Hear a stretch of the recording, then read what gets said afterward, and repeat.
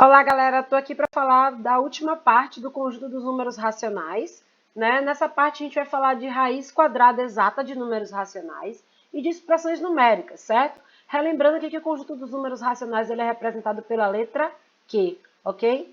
Nessa produção de aula, a partir de agora, né, de vídeos, eu vou colocar também minha fotinha aqui do lado para vocês lembrarem de mim quando eu estiver explicando, tá bom? Vamos lá. Então, a raiz quadrada exata de um número racional, o processo para realizar esse cálculo, né, vai seguir as mesmas normas que foram estudadas para o conjunto dos números naturais, que é representado pela letra N, e para o conjunto dos números inteiros, representado pela letra Z, ok? E que processo seria este, né? A gente já sabe que todo número racional pode ser escrito na forma de fração. Lembrando, né, que essa fração não é uma fração qualquer, onde o numerador e o denominador precisam ser valores inteiros e o denominador precisa ser diferente de zero, né? Mas a gente vai utilizar aquela mesma regra que a gente já viu para frações, né, para cálculo de frações. A gente já fez até um vídeo falando disso também, de como é que a gente faz o cálculo de raiz quadrada de uma fração, certo? Então a gente vai calcular a raiz do numerador e a raiz do denominador. Lembrando que a operação de raiz quadrada, né, ela é o inverso da potenciação, ou seja, o cálculo da raiz quadrada nada mais é do que encontrar um número que elevado ao quadrado produz aquele resultado. Então, só para relembrar aqui uma situação, quando a gente fala, por exemplo, da raiz quadrada de 9, quem é a raiz quadrada de 9, né? O resultado da raiz quadrada de 9 é 3. Por que é 3 o resultado da raiz quadrada de 9?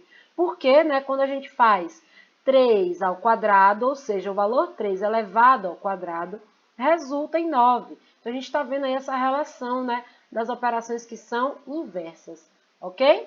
Vamos lá passar adiante. Então, aqui analisando, né, um exemplo que eu já trouxe aqui, coloquei já um exemplo começando com um valor negativo, que é uma dúvida muito comum de vocês, até porque a gente vê, né, na hora que a gente fala do conjunto dos números inteiros, a gente vê que não tem nenhum valor que elevado ao quadrado vai dar um resultado negativo. Mas o que está acontecendo aqui, ó? Esse sinal negativo ele está fora da raiz. Então, ele indica, né, que o que eu vou encontrar aqui é o oposto do resultado dessa raiz, ok? Para encontrar o resultado dessa raiz de um valor decimal, eu vou primeiro transformar esse valor decimal em uma fração. E a gente já viu como transforma a decimal em fração. A gente já tem vídeo falando disso, né? Para transformar isso aqui significa 81 centésimos, que é a mesma coisa que a fração 81 sobre 100, né? A leitura do número. E aí o sinal de negativo continua aqui, né? Porque eu estou indicando que é o oposto do resultado dessa raiz quadrada, ok? Dando continuidade aqui, então, basta que eu faça a raiz do numerador e a raiz do denominador. Então, como é que eu penso no resultado dessa raiz? A raiz de 81 é um número que é elevado ao quadrado de 81. Quem é esse número que é elevado ao quadrado da 81? 9. Quem é o número que é elevado ao quadrado da 100? 10. Então, o resultado seria menos 9 décimos essa fração. Só que essa fração a gente pode escrever como um número decimal. Tá? Muitos de vocês têm essa pergunta para Ju, posso deixar na forma de fração? Isso depende muito do que o texto da questão, né, vier pedindo para vocês. Mas se a questão não for específica falando que tem que dar em decimal, não tem problema. Normalmente, quando o texto da questão está em decimal, a gente responde também em decimal. Tá claro? Vamos lá ver outro exemplo. No próximo exemplo aqui, né, no exemplo 2, então eu tenho aqui a raiz de 9,25. Então, a raiz de 9,25 vai ser o número que é elevado ao quadrado de 9,25. Que número é esse? É o número 3/5. Para pensar nesse resultado, né, eu pensei em quê? Na raiz de 9 e na raiz de 25. E aí eu verifiquei que 3/5 ao quadrado resulta em 9,25. Ok? Tá claro? Mais um exemplo aqui, o exemplo 3. Este é aquele exemplo, né, que a gente já comentou, inclusive, quando a gente fala de números inteiros. A gente não tem como encontrar o resultado dessa raiz quadrada, né, no conjunto dos números racionais. Então, lembrando que quando eu falo de Q é o conjunto dos números racionais, certo? É impossível nesse conjunto, porque não existe nenhum número racional que elevado ao quadrado resulte em menos 0,25. Então, esse tipo de situação a gente diz que é impossível em Q. Observe que a gente está falando de raiz quadrada exata. Se fosse raiz cúbica, certo? Teria sim uma solução possível, porque existe valor que elevado ao cubo resulte em um número negativo. Mas a proposta aqui é falar especificamente da raiz quadrada, ok? Seguindo adiante, no exemplo 4, Então, se a gente vai calcular a raiz de 1,21, relembrando aqui o que a gente faz no número decimal, a gente transforma ele em fração. Então, como é que a gente chega nesse resultado? A gente vai procurar números que elevados ao quadrado deem esses resultados. O número ao quadrado que dê 121 e o número ao quadrado que dê 100. Então, o resultado seria, 11 décimos, porque 11 ao quadrado dá 121, 10 ao quadrado dá 100, e aí 11 décimos é a mesma coisa que o número decimal, 1,1, ok? Então, estamos finalizados na parte de raiz quadrada de números racionais, certo, galera? Vamos falar agora de expressões numéricas com números racionais. Vocês já viram expressões numéricas, né? Já viram até esse tipo de expressões numéricas com os números racionais não negativos, mas agora a gente vai estar misturando tudo, né? Envolvendo tudo que a gente já viu até agora. Vamos relembrar que algumas características das expressões. Toda expressão numérica pode ser representada por um único número, né?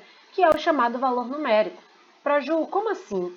Toda expressão, né, ela resulta em um único valor, certo? Então, quando você resolve a expressão, ela tem um resultado, né? E ele é chamado de valor numérico daquela expressão.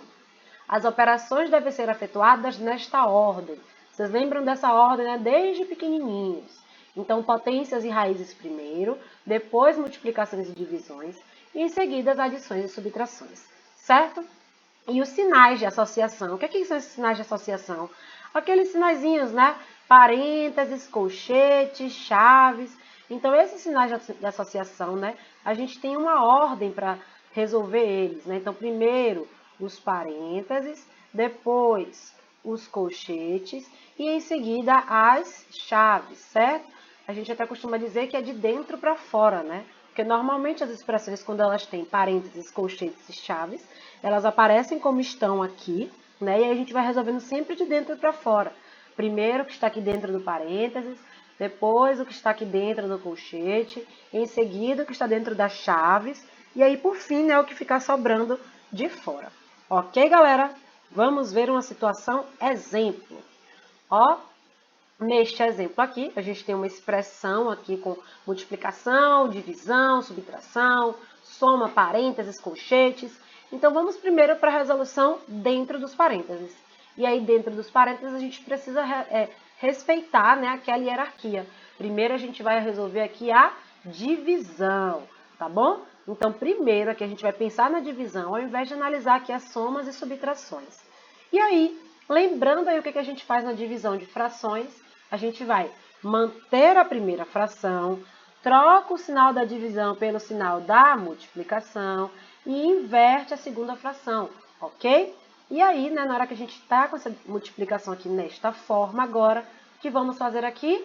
A gente pode multiplicar direto ou pode ainda, para facilitar os meus cálculos, né, simplificar. Lembra que vocês já viram essa relação de simplificar antes de multiplicar? Então, o que a gente faz nesse processo, né?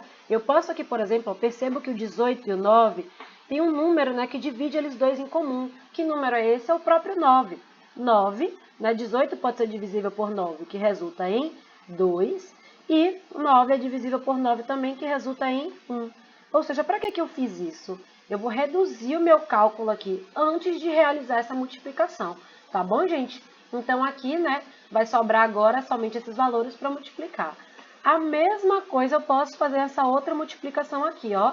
Fiz o mesmo processo aqui, certo? Troquei aqui a divisão pela multiplicação do inverso. E agora eu vou simplificar, ó. Posso simplificar esse 4 e esse 8, os dois por 4. Como assim, para Ju?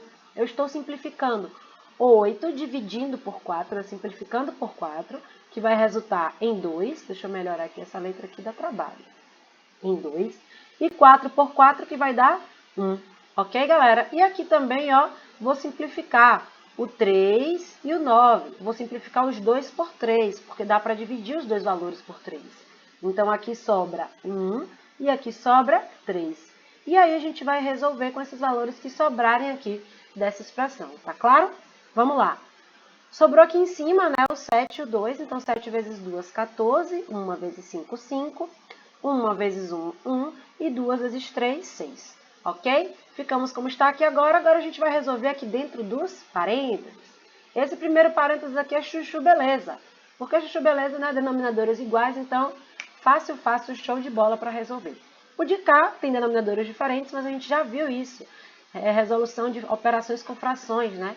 A gente vai calcular o MMC para ver quem é um denominador comum e achar as frações equivalentes, tá bom? Vamos ver como é que ficou aqui. Denominadores iguais, repito o denominador e faço a operação só com os numeradores. 3 menos 14 menos 11 quintos. Aqui, ó, encontrei o MMC, que é 6. 6 dividido por 2 dá 3, vezes 1, 3.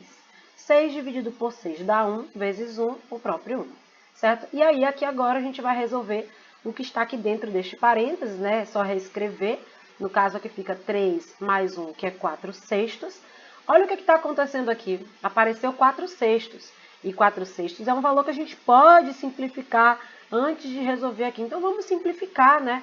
Para facilitar, certo, galera? Então, vou simplificar por 2. Aqui vai sobrar 2. E aqui eu posso simplificar por 2 também, que vai sobrar 3, tá bom? Então, dando continuidade aqui nessa operação, vai ficar, então, 11 menos 11 quintos menos 2 terços, ó. O menos aqui na frente do parênteses. Esse seria um valor positivo, mas como tem o menos, né, se transforma no oposto, certo? Agora a operação aqui dentro do colchete, ó, vou encontrar um denominador comum, então eu faço o quê? Tiro o MMC de 5 e 3, e quem é o MMC de 5 e 3? 15. 15 dividido por 5, 3, e 3 vezes 11, ó, tá aqui o resultado, né, tá aqui na operação. 15 dividido por 3, 5, e 5 vezes 2, escrevi aqui essa operação, certo? Vamos continuar ali do ladinho, que ficou apertado aqui embaixo, e para não ter que passar para outra página e ficar confuso, vou continuar aqui do ladinho. Então, ó, ficou aqui 33 menos 10, certo? Menos 33 menos 10. Soma de sinais iguais, né? Mantém o sinal e soma os módulos. Fica, então, menos 43 quinzeavos vezes 5 43 avos. Um aluno que não está prestando atenção nas aulas e esquece de fazer a simplificação antes de multiplicar aqui, vai ter trabalho nesse tipo de questão. Por quê? Porque vai multiplicar aqui em cima, vai multiplicar aqui embaixo, vai ficar com um número imenso. Mas o que é que a gente pode fazer aqui, galera? Simplificar. Então, eu posso simplificar isso aqui, ó, por 43. Então, eu estou dividindo este valor por 43 e este valor também por 43, certo? Então, aqui sobra 1. E aqui também vai sobrar 1, porque eu dividi por ele mesmo, né? No caso, vai sobrar menos 1. Aqui eu também posso simplificar. Simplificar por 5. Então, aqui vai sobrar 3, certo? E aí, finalizando, resultado menos 1 terço. Tá? Sempre na forma mais simples possível, quando falar de resultado na forma de fração. Ok? Muita gente pergunta, Júnior, essa questão eu podia transformar todo mundo para decimal? Galera, tem que tomar esse cuidado que eu já falei aqui. Transformar para decimal, a não ser que só se ele for um decimal exato, né? Mas se ele for um número decimal com infinitas casas decimais, a gente não tem como trabalhar com ele, tá bom? Então, no caso de dízimas periódicas, então vai acabar ficando complicado para vocês desenvolverem esse raciocínio, certo? Vamos falar aqui agora do exemplo 2, mais um exemplo aqui. Sugiro até que se você, né, ainda tem dificuldade com isso, pausa esse vídeo agora e tenta resolver esse exemplo sozinho, tá? E aí depois você dá continuidade ao vídeo e vê se você conseguiu acertar a resposta, vê se você usou os mesmos raciocínios que eu. Então, se você tem dificuldade ainda, pausa o vídeo, tenta resolver sozinho, e aí depois você dá continuidade ao vídeo, e aí vê se você conseguiu resolver do mesmo jeito, tá bom? Mas agora eu vou lá, vamos lá. E aí aqui, divisão de frações, já falamos disso no slide anterior, divisão, né? Então, vou manter aqui o primeiro e vou conservar, né? Vou manter a primeira fração, desculpa. Vou trocar a operação de divisão pela multiplicação e vou inverter a segunda fração aqui, tá bom? E aí aqui agora, aqui embaixo, né, eu fiz a soma aqui desses dois valores, lembrando que aqui é a mesma coisa que 3 sobre 1, número 3 inteiros indica o mesmo que 3 sobre 1. Fiz o MMC de 2 e 1, que é 2, e encontrei aqui ó, o valor equivalente para a gente poder somar, certo? Agora aqui em cima, eu vou resolver essa multiplicação. Mas lembra da dica que eu falei aqui? A gente precisa simplificar antes de multiplicar para facilitar os nossos cálculos. Então, ó, vou simplificar aqui para reduzir os meus cálculos, reduzir os meus valores, ok? Vou simplificar por 2 aqui e por 2 também. Aqui sobra 2 e aqui vai sobrar 1, certo? Então, aqui em cima agora vai ficar, ó, 3 décimos, porque 3 vezes 1, 3. 5 vezes 2, 10. E menos com menos na multiplicação, mais, certo? E aqui embaixo, ó, menos 1 mais 6, 5 meios. Aqui agora eu tenho divisão de frações. E o que é que acontece na divisão de frações? Só para esclarecer aqui para a galera que está com dúvida. Uma fração por outra fração é uma divisão, lembram disso, né? Toda fração indica uma divisão. Então, aqui é 3 décimos divididos por 5 meios. E na divisão a gente pode escrever isso, né, como o primeiro multiplicado pelo inverso do segundo valor, ó. Então, eu inverti 5 meios, certo? Lembra aí que inverso é diferente de oposto. Se você ainda tem dúvida nisso também, vai lá ver o nosso vídeo da parte 4, eu acho que é a parte 4 que eu falo de potenciação, ou da parte de divisão e multiplicação também, que eu falo muito disso, né? Inverso é diferente de oposto, certo? E aí aqui agora na hora de multiplicar, ó, eu fiz o que de novo? Eu simplifiquei mais uma vez aqui, ó, o 2 e o 10, certo? Aqui sobrou 5 e aqui vai sobrar 1. Tá bom, galera? Então ficou a resposta 3,25 horas. Para finalizar aqui a nossa proposta do vídeo de hoje, eu vou falar de uma situação problema, envolvendo também os números racionais, para ver se vocês já estão craques nisso aí mesmo.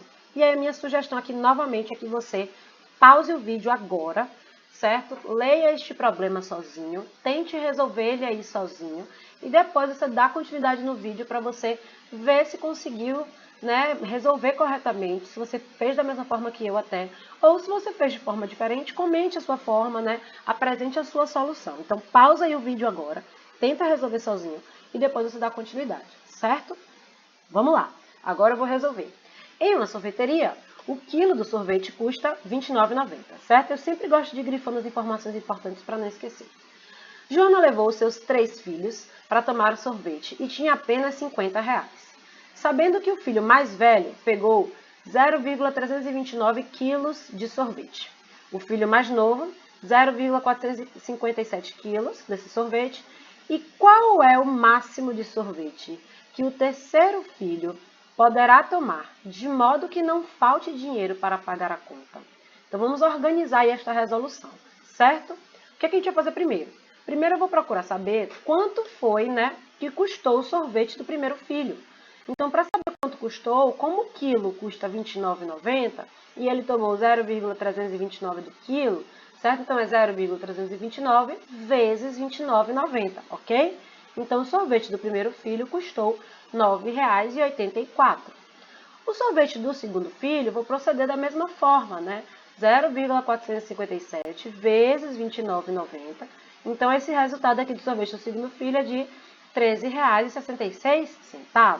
Então, eu vou agora verificar, né, quanto foi gasto com os 2 filhos, né, com o primeiro e com o segundo. Então, foi gasto um total de R$ 23,50. E eu vou ver o quanto sobraria, né, de dinheiro para que essa mãe pudesse comprar o sorvete do terceiro filho. Eita, do terceiro filho. O que a gente faz aqui nesse caso, né, subtrai. Vamos subtrair os R$ 50, que é o quanto ela tinha, dos R$ 23,50, para ver o quanto que sobra, né? Ou seja, sobra então R$ 26,50 para comprar o sorvete para o terceiro filho. A gente sabe que esse terceiro filho vai poder tomar uma boa quantidade de sorvete. Mas que quantidade é esta? Então a gente precisa fazer o que agora? O quilo custa R$ 29,90 e eu tenho esse dinheiro, né, para tomar de sorvete. O que é que eu vou fazer aqui agora? A gente vai fazer a operação de divisão. Vamos dividir o dinheiro que ela ainda tem disponível pelo valor do quilo do sorvete, certo? Então, a gente vai dividir o total de dinheiro disponível ainda, né, pelo valor do quilo, e aí eu vou descobrir quanto de sorvete este terceiro filho pode tomar ainda. Então, a gente realiza aqui essa divisão de 26,5 dividido por 29,9. E aí a gente encontra, né, o valor do sorvete, a quantidade, desculpa, né, que esse terceiro filho vai poder tomar. Quem tem dúvida ainda com esse tipo de divisão, verifica aí os vídeos que já foi feito de divisão de decimais, de operação de divisão com números racionais. Você pode transformar esses valores em frações, né, para facilitar para você. Ou se você for fazer a divisão com decimal mesmo, você pode transformar esses valores em valores inteiros, né, pensando na ideia de uma fração equivalente.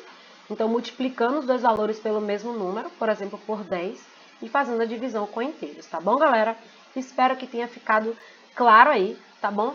Por hoje é só. Deste conteúdo de conjunto dos números racionais finalizamos aqui, certo? Aguardem as próximas videoaulas. Qualquer dúvida, comentem e me sigam lá nas redes sociais. Valeu, galera. Um beijo.